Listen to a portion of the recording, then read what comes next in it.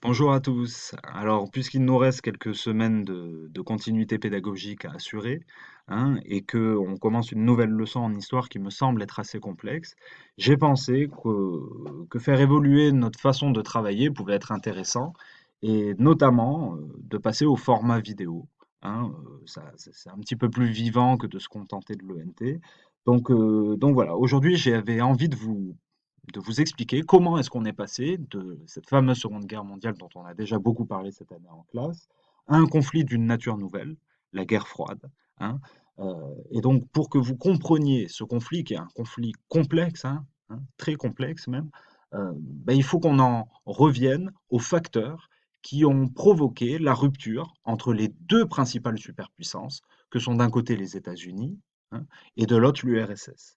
Alors, pourquoi est-ce que je vous parle de rupture? Je vous parle de rupture parce que pendant la Seconde Guerre mondiale, ces puissances-là sont alliées. Elles sont alliées parce qu'à ce moment-là, ce qui prime, l'objectif qui prime, c'est de vaincre la puissance nazie. Vous voyez? Donc même si l'opposition idéologique, et on reviendra sur ce qui fonde cette opposition idéologique, hein, bon, cette opposition idéologique, elle est là, elle est déjà là, et elle est là depuis longtemps. D'accord? Mais pendant la Seconde Guerre mondiale, il y a un objectif majeur qui se dessine, un objectif prioritaire qui se dessine. Et cet objectif, c'est de détruire la puissance nazie. Donc on s'allie pour le remplir, le réussir, cet objectif. C'est le sens que vous voyez de cette première photographie dont on va discuter ensemble. Vous voyez ici Churchill, Winston Churchill, hein, qui est donc le Premier ministre britannique.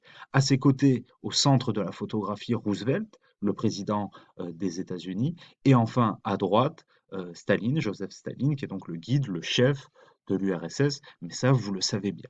Alors, qu'est-ce qu'ils font côte à côte, ces personnages? Ils se sont en fait réunis dans une conférence qui s'est déroulée à Yalta, et lors de cette conférence, qui se déroule en février 1945, ils prévoient l'après-guerre. D'accord? Alors vous allez me dire, mais en février 1945, la guerre n'est pas terminée.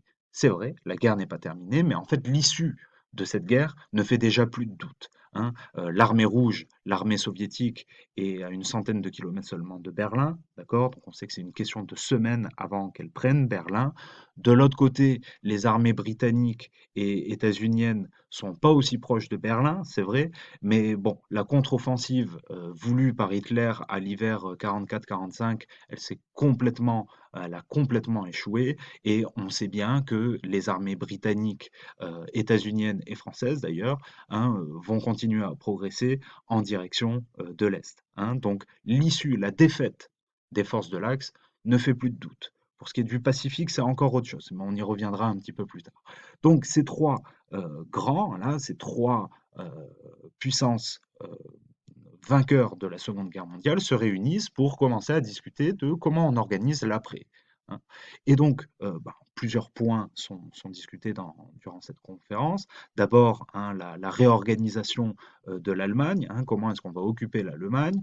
On discute aussi de tous les autres pays qui ont été conquis ou occupés ou influencés d'une manière ou d'une autre par l'Allemagne nazie. Donc là, décision est prise d'organiser des élections démocratiques dans ces pays-là, d'accord? Charge à chaque puissance qui a libéré chacun de ces pays-là de veiller à la bonne tenue de ces élections démocratiques. Et durant cette conférence de Yalta, on parle même de la création de l'ONU, dont vous avez déjà étudié la naissance, donc j'insiste pas là-dessus. Donc vous voyez, beaucoup de sujets sont discutés, et l'entente est plutôt cordiale. On, on, on est bien conscient que c'est seulement par la collaboration qu'on pourra construire un monde post-Seconde Guerre mondiale stable. D'accord?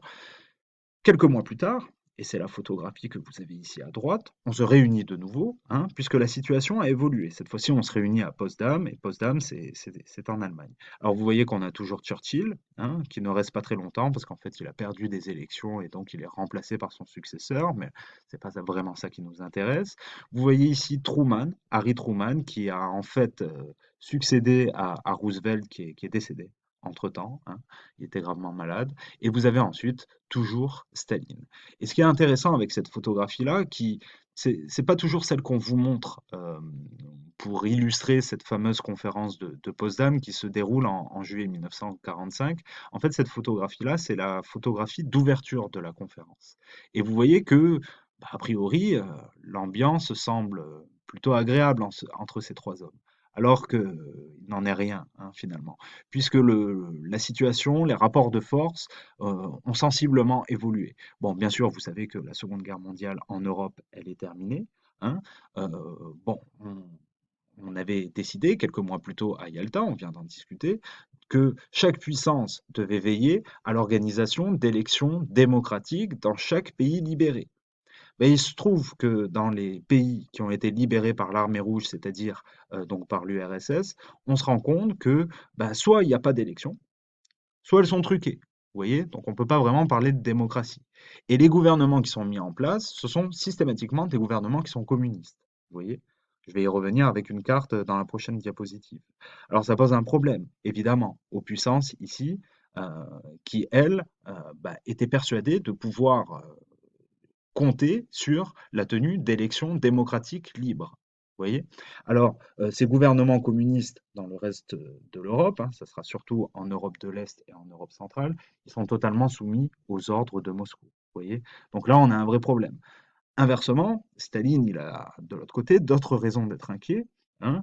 Ces raisons qu'il a d'être inquiet, c'est que les États-Unis possèdent, ça y est, une nouvelle arme d'un type nouveau, vous le savez, c'est l'arme nucléaire, d'accord? Alors, ils ne l'ont pas encore utilisée, ça sera pour le mois suivant, d'accord? Mais voilà, vous voyez que les rapports de force évoluent et bah, finalement, on a d'un côté comme de l'autre des inquiétudes. On a des inquiétudes sur l'autre. Chacun perçoit la diplomatie de l'autre comme agressive. Vous voyez? Alors, on va illustrer ça avec une carte, hein, qui me semble intéressante, qui est donc une carte de l'Europe.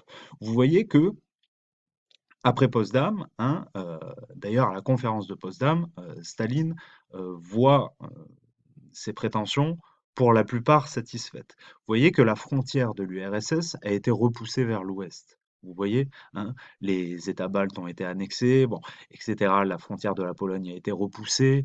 Bon, vous voyez que déjà l'URSS a annexé des territoires, ça représente quand même à peu près 750 000 km². Donc, vous voyez, c'est quelque chose d'important. Tous les territoires que vous voyez en rouge plus clair, hein, plus pâle, ce sont des territoires, c'est ce qu'on appelle les démocraties populaires. Donc les démocraties populaires, c'est quoi? Bah, c'est les gouvernements, des gouvernements qui en théorie sont donc indépendants, mais qui dans les faits obéissent aux ordres de Moscou, aux ordres de l'URSS. On a donc bien des gouvernements communistes. Petite exception faite de la Yougoslavie, qui est bien un pays communiste, mais comme ben, la Yougoslavie s'est libérée d'elle-même, elle arrive à lutter contre l'influence de Moscou. Donc, vous voyez d'un côté un premier bloc qui se dessine et qui est donc le bloc communiste. D'accord?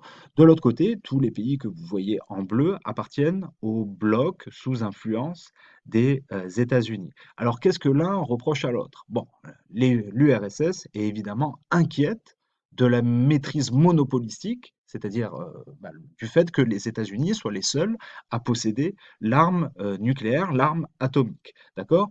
Donc, elle pense que le meilleur moyen de se protéger des États-Unis, qu'elle perçoit comme agressif, d'accord, ben, c'est de se former un glacis protecteur. Et c'est là tout le sens de ces fameuses démocraties populaires. Vous voyez? Donc, de l'autre côté, les États-Unis, ils reprochent à l'URSS de ne pas avoir respecté la promesse des fameuses élections libres et finalement de se dessiner une sphère d'influence sans respecter le droit des peuples à disposer d'eux-mêmes, qui est un droit reconnu par l'ONU. D'accord? Bientôt créé, vous le savez, en septembre 1945. Ce qu'il y a d'intéressant dans cette carte, ce que vous voyez ici, là, d'accord? Ce trait, en noir, hein, c'est en fait le fameux rideau de fer. Le rideau de fer, c'est quoi? C'est une expression qui est utilisée par Churchill dès 1945, en fait, dans une lettre au président des États-Unis, dans laquelle il utilise cette expression, en fait, pour dire que simplement l'Europe est en train de se fracturer en deux.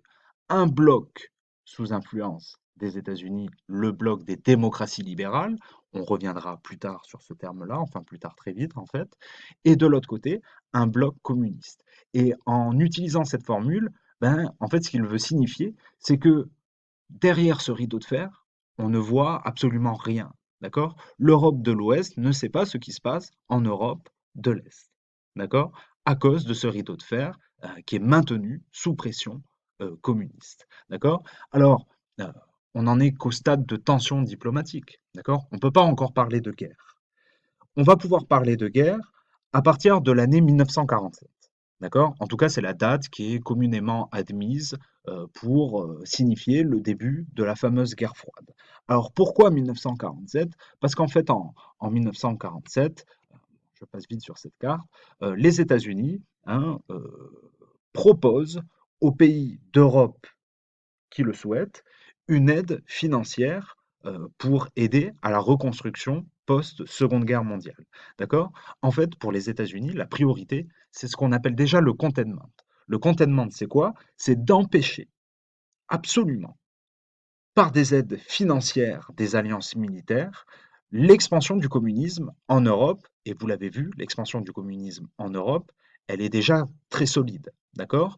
Donc les États-Unis, par le plan Marshall en 1947, en juin 1947, d'accord, ils proposent aux pays qui le veulent bien, d'avoir une aide financière pour se reconstruire. Cette aide financière, quand même, alors vous voyez les pays qui l'ont accepté ici, ce que ça a représenté. Vous voyez aussi là, avec ces données statistiques, les produits concernés par cette aide. Ça représente quand même 11 milliards de dollars de dons, d'accord? Et d'autres milliards de prêts. Donc vous voyez, c'est un engagement financier qui est absolument considérable, d'accord? Qui est bienvenu pour les puissances d'Europe, d'accord? Qui, complètement bouleversées par le second conflit mondial, hein, ont besoin de cet argent-là. Mais il faut bien que vous vous disiez aussi que c'est un, comment dire? C'est un engagement qui est aussi intéressé par les États-Unis. Parce que déjà, il y a des conditions dans ce plan Marshall, dans cette aide qui est donnée, hein. Et puis, bah, ça permet aux pays qui acceptent cette aide, bah, de se ranger dans le bloc des États-Unis, d'accord? En acceptant le plan Marshall, ils acceptent l'influence des États-Unis. Et vous ne serez pas étonné d'apprendre que l'URSS interdit formellement aux pays d'Europe de l'Est qui sont sous son influence d'accepter ce fameux plan Marshall. Vous voyez?